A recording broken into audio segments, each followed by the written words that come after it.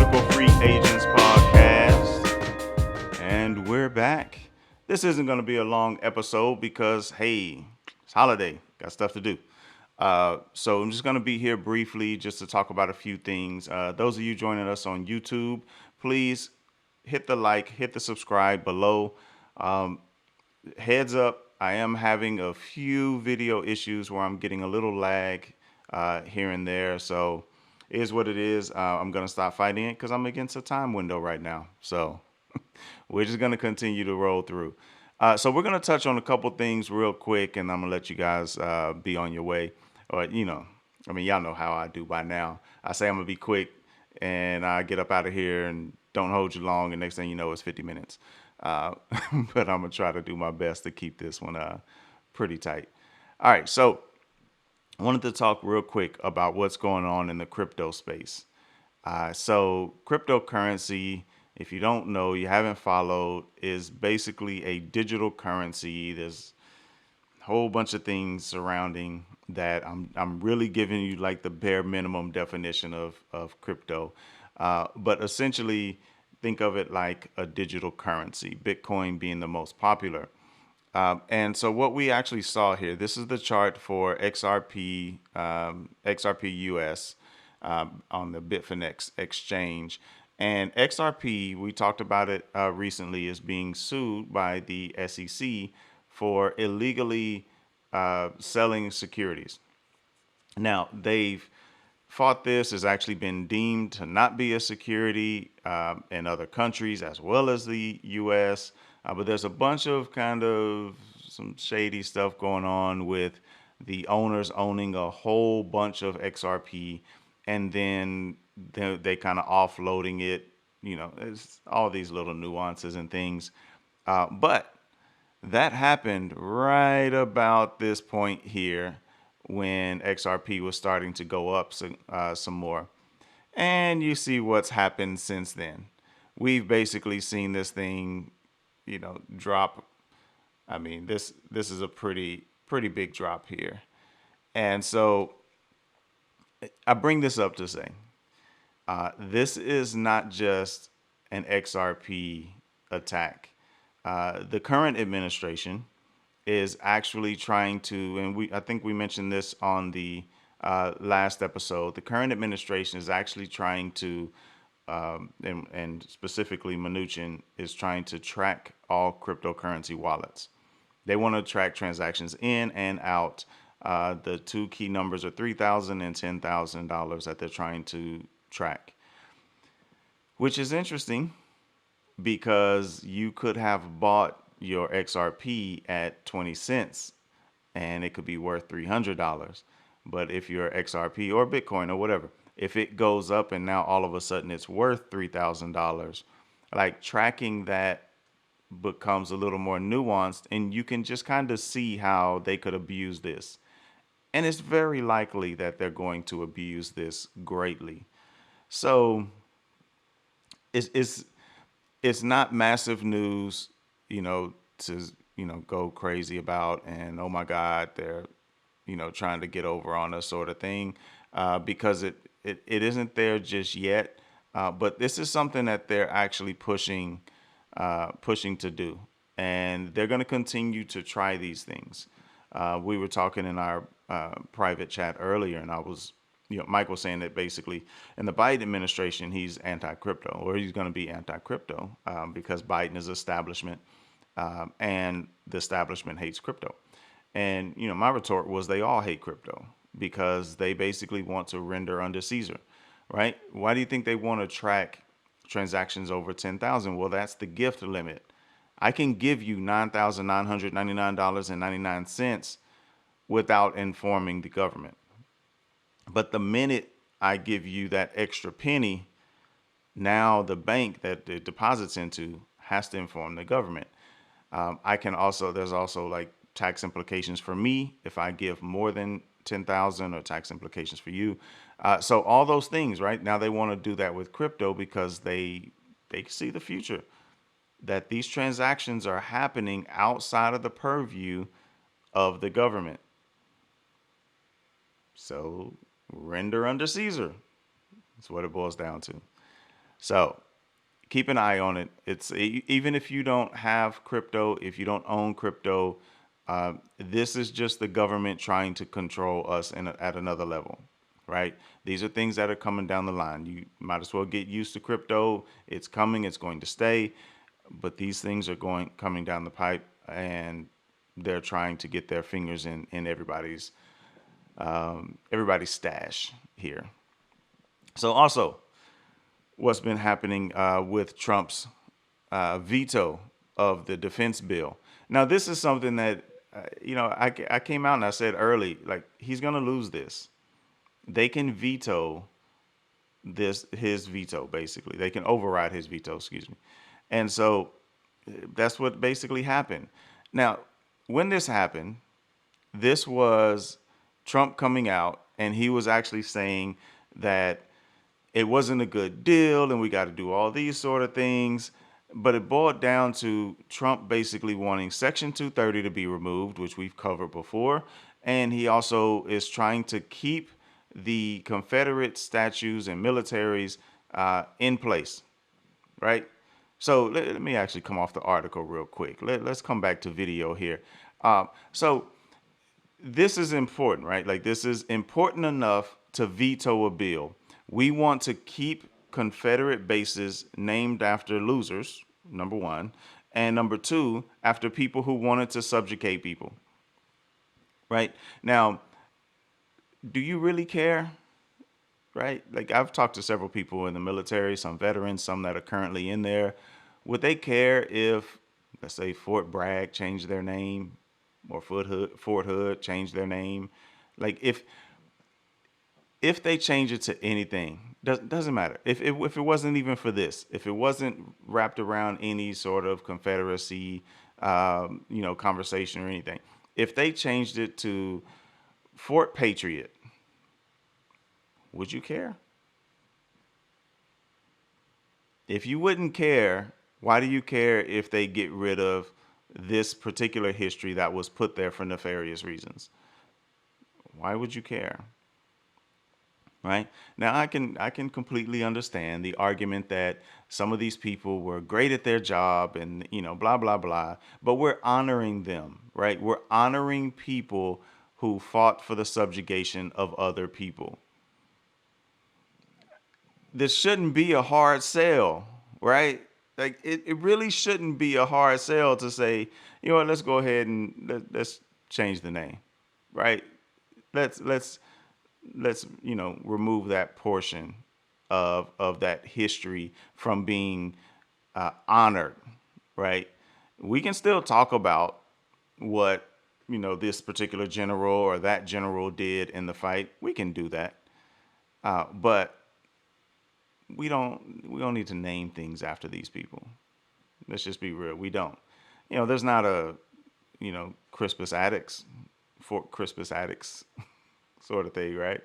He was the first person to die in the or first American to shed blood in the war, and for America's freedom. And why aren't we honoring him? Maybe because he was a slave. Maybe that's what it was. All right. So this bill here, this is on Axios for those listening. House votes to override Trump's veto of defense spending bill. So the House voted 322 to 87 on Monday to override President Trump's veto of the $740 billion National Defense Authorization Act. So this is why it matters. With the Senate vote expected this week, Congress is one step closer to handing Trump the first veto override of his presidency, an overwhelming and bipartisan rebuke that comes just weeks ahead of Joe Biden's inauguration. So the backdrop to this is that Trump warned that he would oppose this bill, which has been passed every year since 1967, if lawmakers did not repeal liability protections for social media companies outlined in Section 230 of the Communications and Decency Act. Now, the interesting part about this, and I'll finish off this part, and then we'll come off of this article here. A number of Republicans have said that they support Trump's effort efforts to eliminate Section 230 due to alleged anti-conservative bias by tech companies, but insist it doesn't make sense to tie unrelated language to the NDAA. Trump also opposes legislation in the bill that proposes renaming 10 military installations currently named after Confederate leaders. Worth noting, the House originally voted to pass the NDAA 335 to 78. All right. So the Section 230, we've covered. Go back a few episodes. Take the 10-episode challenge, as Jason Stapleton likes to call it. Go back and listen to the last 10 episodes, and I think you'll catch the Section 230 discussion there.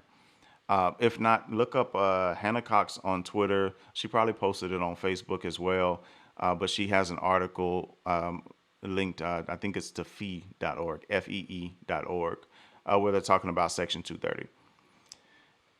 Section 230, boiled down, Section 230 protects, well, let's just say social media sites, because this is why Trump wants it gone. The social media sites would be held liable for what you post.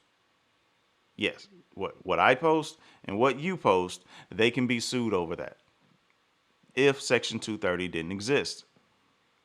Section 230 keeps them from being labeled as a publisher, right? So let's say CNN puts out an article. They are the publisher on CNN, right? So they can be held liable for the article that they post.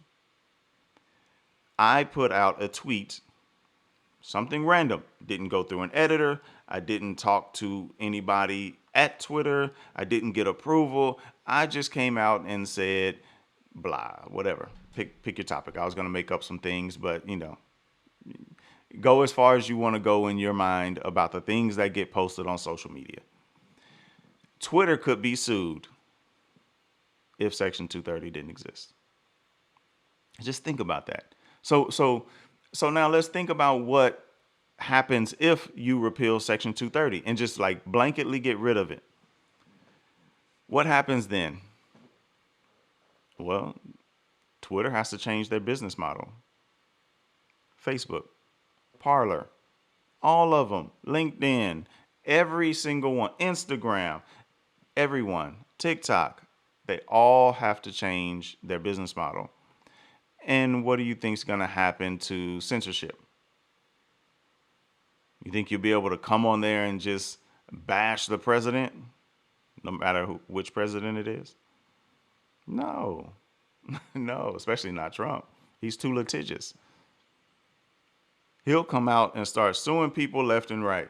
Mind you, he ran in 2016 talking about how they needed to improve the libel laws.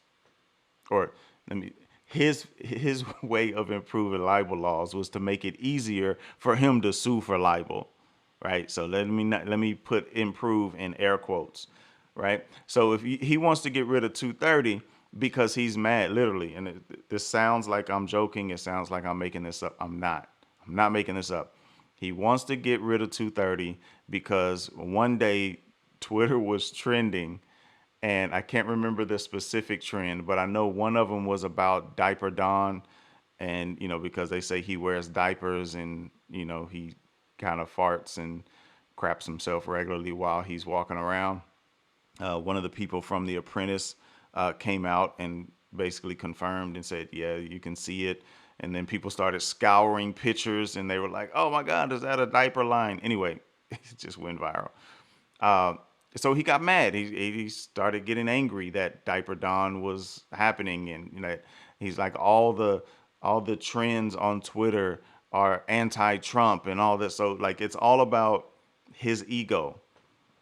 His ego. Now he can come on, he can lie every single day to the American people. He just came out and he said 230,000 votes more than registered voters. Hold on. Pennsylvania had 230,000 more votes than registered voters. He just came out and said that again. Now he's lying. And if we had no Section 230, Twitter would delete that tweet. Like, just straight up. I mean, they would have no choice. It would be like DMCA, which DMCA is where they keep like copy protection down. And so if you put up a whole recording of a DVD, you rip a DVD, put it up on YouTube, it'll get taken down for DMCA because you basically are taking their copywritten material, right? That's the same way this would happen if no Section 230 existed. So he thinks he's being censored now. He could go to Parler.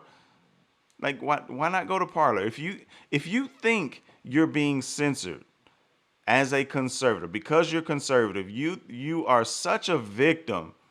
These are the anti-victim mentality people, by the way, right? You're such a victim. Why are you even there? Why don't you just move on? Right? I mean, that's they flip the whole black people think they're victims mentality. Flip that to the conservatism, and they're doing the same exact thing that they excoriate people for doing. Right? You're not poor because of the system. You're poor because of your dumb decisions. You're not in jail because of your the system. You're in jail because of your dumb decisions. Well, you're being banned or shadow banned or whatever because of your decisions. Just go to Parler. Trend as much as you want on Parler. It is conservative heaven over there. If you've never been on Parler, it is conservative heaven. Like they just stroke Trump's ego all day. So anyway, it's going to be interesting to see what the Senate does here. I'm pretty sure they're going to override the Trump's veto. Like it's a spending bill. It has nothing to do with Section 230. This is just fat. It's just fat. So the thing about the Confederate installations, you know, that's part of the bill. He has his right to have his issues with any part of the bill. But it's interesting that he chose this one, right?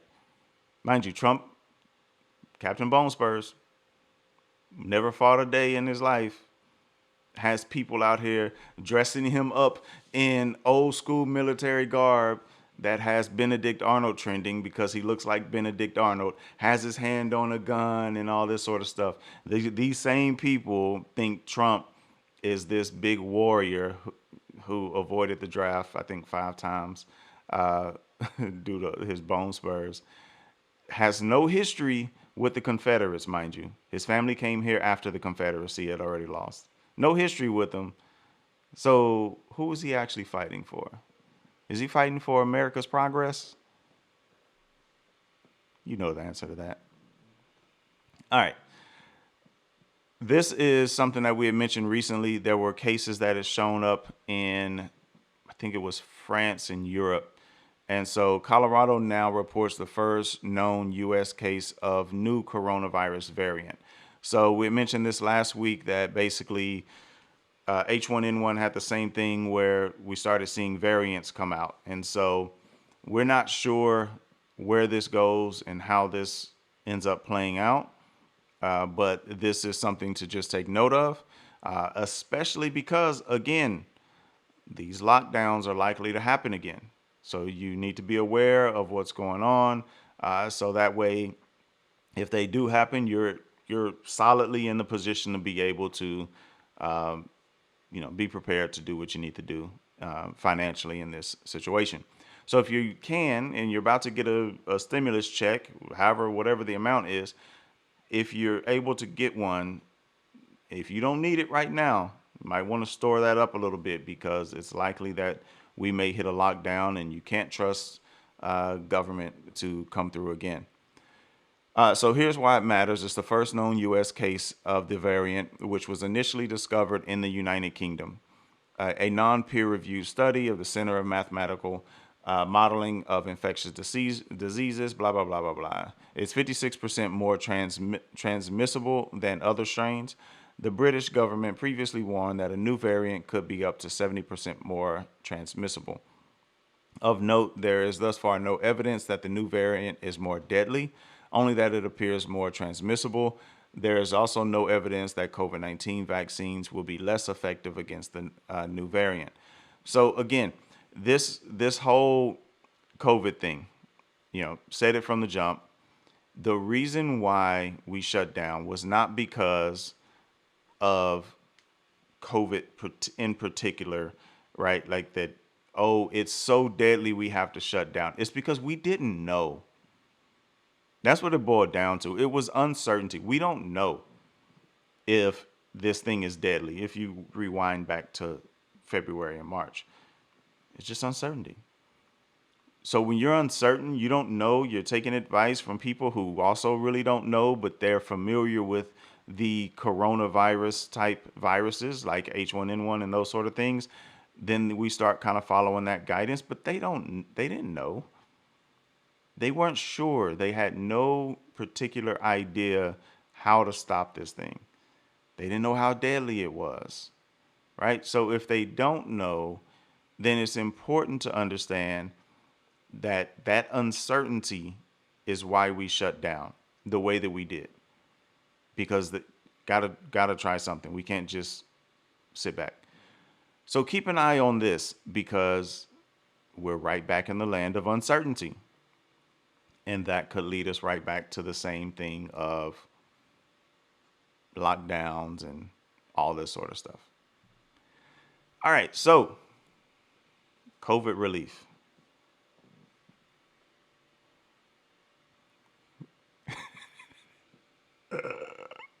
I get a kick out of this one. This is a good one to end it on. I get a kick out of this. Trump slams McConnell for blocking vote on $2,000 stimulus checks. All right, so we're going to take this one a little bit quick because I'm personally over time. We're not late into the episode, but got started late. So I'm going to take this one quickly. The history is, if we go back, matter of fact, here, I have the other articles up. Let me flip to them real quick. So this is from BGR.com. The coronavirus relief plan will give you a $12,000 stimulus check right away. This was August 12th, 2020. Now, this was something that Kamala Harris put forward. And what it was $2,000 a month times 6. That's what it ended up being, basically. And that could get you 12 grand up front. And there were other things that were noted here. Basically $2,000 a month for individuals, $4,000 for couples, and a $2,000 per child for as many as 3 children. So basically, that's how you can get to like 6 children. 6,000, and then the 4,000, so on and so forth, right? So, and of course, if you earn less than 120,000. So the interesting thing was, if you go back in time, that was one proposal. The other proposal, if you go back to May, this is May 12, 2012, this article here is NPR. House Democrats unveiled $3 trillion proposal for coronavirus relief. And if we scroll down here a little ways, basically it was $1,200 payments for each dependent. And the CARES Act was actually $5,000. So it was increasing it from $5,000 to $12,000. And it provides up to $6,000 per household. Right. So all these things have been happening. They've been proposed by the Democrats for providing higher payments for months now, right? For quite a long while, they've been going through and requesting higher payments. Well, now Trump comes out and says it should be $2,000. That's how much we should be giving, not $600, $2,000. And then I literally see conservatives who railed against the Democrats trying to give this money. Democrats are saying, give people more money. We need more money. We need longer payments. We need this, and this. Republicans, oh, no, they're just trying to spend too much money. Socialism. Trump comes out and says, it should be $2,000, not $600. And they're... Literally, I saw a conservative friend say, this is why Trump deserves to be reelected, because he's always fighting for us. What?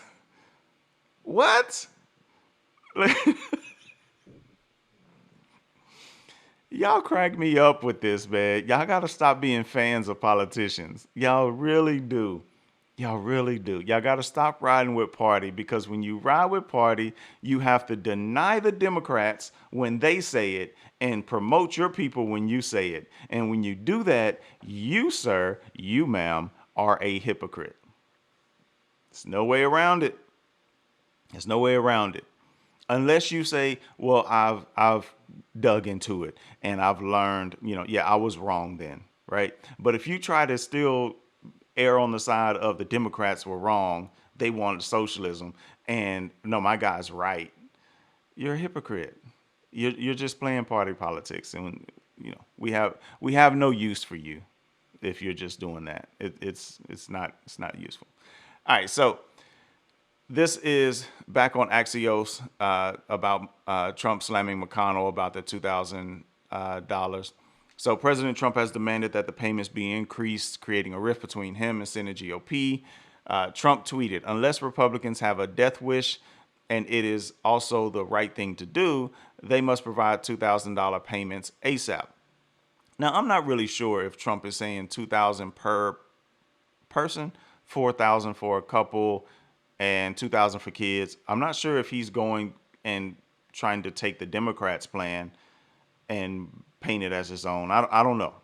I don't know exactly. He's not really one for details. But all right, so the House voted and the House passed it, right? We talked about the House bringing it up on Wednesday, right? So Sunday's episode, go back and listen to that. The House brought it up on Wednesday. It's political gamesmanship. Pelosi knew it wasn't going to pass. It only took one person because it was basically the rushed emergency kind of vote. So they brought it back up yesterday, and it ended up passing 275 to 134 for this. So now it's on to, and this was what, 44 Republicans joining the majority of the Democrats, it says. We need 12 Republicans to vote yes, and all Democrats, in order for this to pass. Now, will that happen? I don't know, but we'll see. So Chuck Schumer said a vast majority of the public, Republican and Democrat, strongly support $2,000 checks. An overwhelming bipartisan majority in the House supports 2,000 checks. Senate Democrats strongly support $2,000 checks. Even President Trump supports $2,000 checks. Now, Trump is right about one thing. Or actually, you know what? Let me jump to this other article and then we'll come back to why Trump is right. Georgia's GOP senators back $2,000 stimulus ahead of the runoff. Now, I bring this article up. This is on Axios. I bring this up because, and this is Kelly Loeffler and David Perdue, who are the two Republicans running against Warnock and John Ossoff. Warnock and Ossoff already support the $2,000 payments. They've supported more already. But Perdue ended up basically coming around, and Loeffler ended up coming around and supporting this after Trump came out and discussed it. Now, I bring this up because I talked to my brother about it, I stated on Facebook, and I stated it right here for you, that Trump put these people between a rock and a hard place. You have an election coming up right here within, 7 days or so? 7, 8 days? These two people, they're coming up for a re-election, and if they oppose $2,000 payments, they can end up that could be the one thing that gets them out, right? It's too close. It's the last minute. So by Trump doing this, he held the feet to the fire of the entire Republican Party. And the reason why I say, the reason why I say that Trump is right is because in his tweet, let me pull it back up here again. It's a death wish. That's what he said. He said it's a death wish, right? Now, in my opinion, this is Trump just being petulant and mad at the Republican Party, right? Like he's striking back, basically. And because of that, he's putting their feet to the fire, because if they do not support this, they can lose that Georgia runoff. If they lose that Georgia runoff, the existential crisis that is socialism taking over America, as they keep trying to lie and tell you, is what's about to happen. That existential crisis is going to come true. So it's either you support President Trump and therefore the Democrats' plan, or you lose the election, which means you're going to lose the Senate, which means Joe Biden walks in with the presidency, the House, and the Senate. And he gets to breeze through whatever he wants to do. I mean, you want to talk about a rock and a hard place? He put him right there in a rock and a hard place. And it's just hilarious because David Perdue and Kelly Loeffler, all they talk about is socialism, socialism, socialism. And go to our PFA Minutes on YouTube and you can see we did a, let me see, I forget the title, but it's basically about socialism. You'll see it. Just look at the titles. It may be called socialism. But America has all these socialist tendencies. We do. Like we have a Social Security is basically a Ponzi scheme, right? The young people pay for the old people's Social Security because they have that our money is not just sitting in some buckets waiting to be spent. It's not. They're taking that money and they're doing other things with it, and you know, it could come crumbling down at any minute because they've mismanaged it, right? Anyway, go watch the video. A whole bunch of examples in there that you can understand why I say America already has these socialist tendencies. Now, socialism is always misused when people are, well, not always. It's usually misused when people cry socialism. They usually don't understand the full definition of it or what it truly means. Right? They usually just mean you didn't earn it and you're getting it for free. What do you think the COVID relief is? What do you think the meat industry subsidies are? Farming subsidies. What do you think all this stuff is? Right? It's you didn't earn it, but you're getting it for free. Right? Anyway, I won't rant on that. So these two, Loeffler and Perdue, they've been railing. Their videos keep talking about socialism. They didn't want anything more than the $600 payments. Trump came out and said it, and they're like, President Trump is right. We have to support our people. Get off of the party politics. These people are just playing you for fools. They are. They're just playing you for fools. They're not here for you. They're not here for me. They're here for themselves. That's all it boils down to. They're literally here for themselves. That's the facts. Anyway, we are the political free agents. Got you out of here in 33 minutes, 34 by the time I finish this this outro. But check us out, politicalfreeagents.com. Go to our YouTube, hit the like, hit the subscribe. If you're on there right now, hit the buttons, like, subscribe. That way you're notified every time we go live. You can also catch the live stream on Facebook. Facebook.com/PFA podcast. Also hit us up on Twitter and Instagram at PFA podcast as well. We're starting to actually put the show notes out there as individual posts so that way you can see and discuss those as well. We'll catch you on the flip side in 2021. Let's go. 2021. Here we come. We're out.